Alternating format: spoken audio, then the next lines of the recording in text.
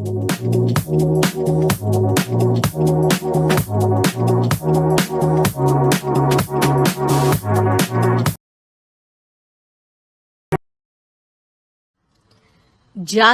TV.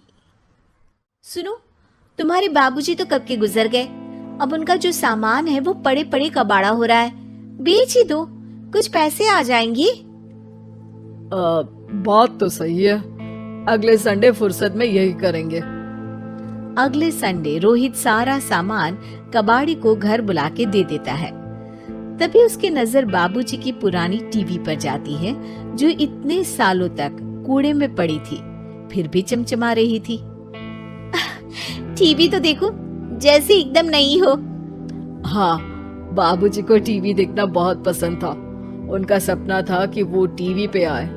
एक बार मौका भी था जब वो अपने गांव के गाने सुनाने किसी चैनल पर जाने वाले थे, पर मैं और मेरा भाई लड़ पड़े और बाबूजी को घर पर ही रुकना पड़ा। चला के देखें क्या? हाँ हाँ, क्यों नहीं, देख लेते हैं। पर शायद ही चले। बाबूजी ने उस लड़ाई के दिन के बाद टीवी देखना ही छोड़ दिया था। टीवी चालू करने के लिए उसमें केबल वायर लगा दिया जाता है। एक न्यूज चैनल चालू हो जाती है। स्वर्ग की सीढ़ी के रास्ते हैं तीन, तीनों के तीन रास्ते हैं संगीन। पहला रास्ता है सांप की बीन, दूसरा रास्ता घर में बिछा कालीन, तीसरा रास्ता कलकत्ता से चीन। ये क्या बकवास खबर है, कुछ अच्छा लगा दो। अरे आप बोलो तो सही, कोई अच्छी खबर सुना देता हूँ। मेरा तो काम ही खबर देना है। अरे बाप रे, टीवी बात कर रही है। हाँ, ये न्यूज वाला मुझसे। हाँ हाँ, आपसे ही तो बात करूंगा ना, आपके घर में हूँ तो। अरे ये सपना है क्या? तुम हमसे बात नहीं कर सकते? अरे सपना नहीं भाई साहब, ये टीवी जादुई टीवी है। बोलो क्या खबर सुननी है, वरना ब्रेक लेने का टाइम आ जाएगा। सुप्रिया घबरा के टीवी बंद कर देती है। वो क्या था?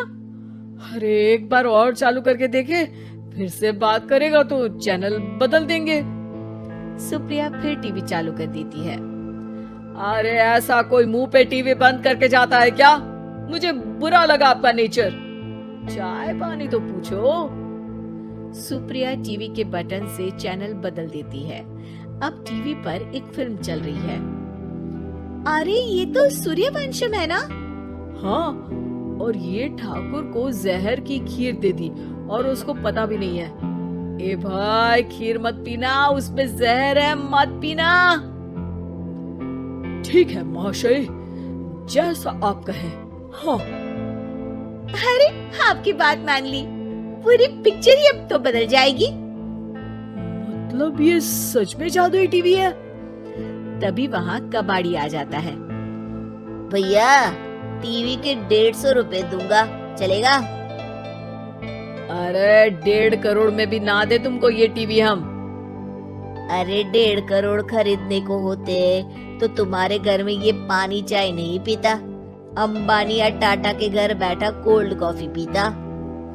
रोहित कबाड़ी का हिसाब करके उसे वहाँ से चलता करता है और अपने भाई शशिकांत को फोन लगा के बुलाता है। शशि थोड़ी ही देर में वहाँ पहुँच जाता है। क्या हो गया भैया? अरे बाबूजी का टीवी याद है? हाँ हाँ, जिसमें घुसे रहते थे हमेशा वो, और अपने को कुछ नहीं देखने देते थे।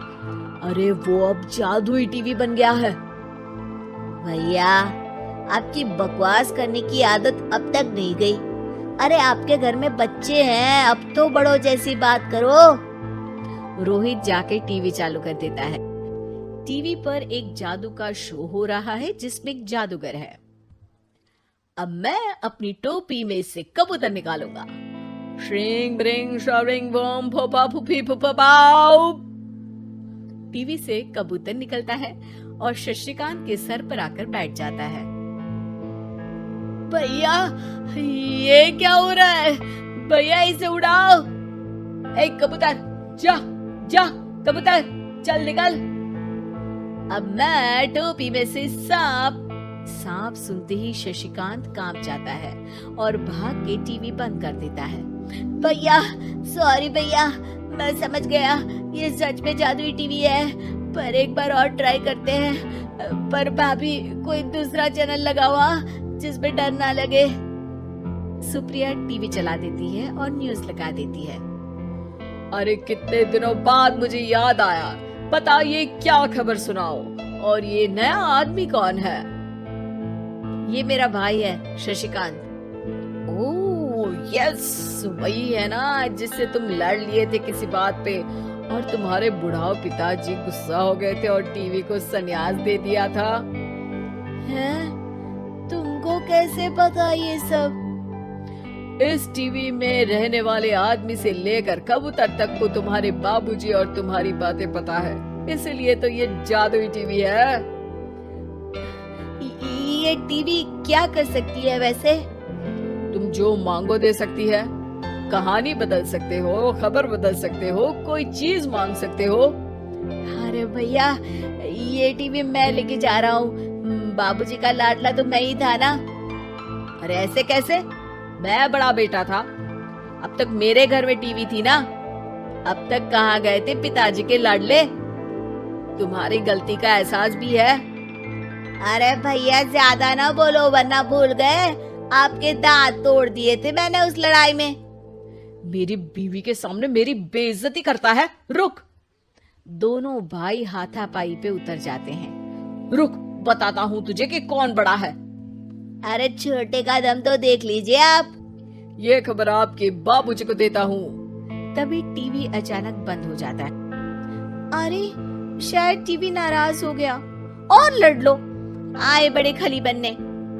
टीवी से एक तेज रोशनी निकलती है और टीवी में बाबूजी दिखाई देते हैं। बाबूजी, आप इतना चकरा क्यों रहा है? अपने बाप को नहीं पहचानता क्या? ये तो ऐसा ही है बाबूजी। प्रणाम बाबूजी। अरे चुप कर, तुम दोनों ही उल्टे हो। तुम्हारी वजह से मैंने टीवी में आने के सपने को छोड़ दिया, तुम्हारी लड़ाई की वजह से। और तो और, जितना मैं अपनी बीवी को नहीं देखता था उतना टीवी को देखता था, वो भी छोड़ दिया तुम दोनों की लड़ाई की वजह से। और अब मरने के बाद जब मैंने टीवी को जादुई टीवी बना दिया तो भी तुम इसका फल लेने की जगह लड़ रहे हो। अरे तुम तो लायक ही नहीं हो। अब तुमको बाबा जी का ठुल्लू भी नहीं मिलेगा। बाबूजी चले जाते हैं। टीवी बंद हो जाता है। रोहित और शशिकांत गिड़गिड़ा के टीवी के सामने हाथ जोड़ के बाबूजी को बुलाते हैं, पर टीवी सिर्फ धुआं निकालता रहता है।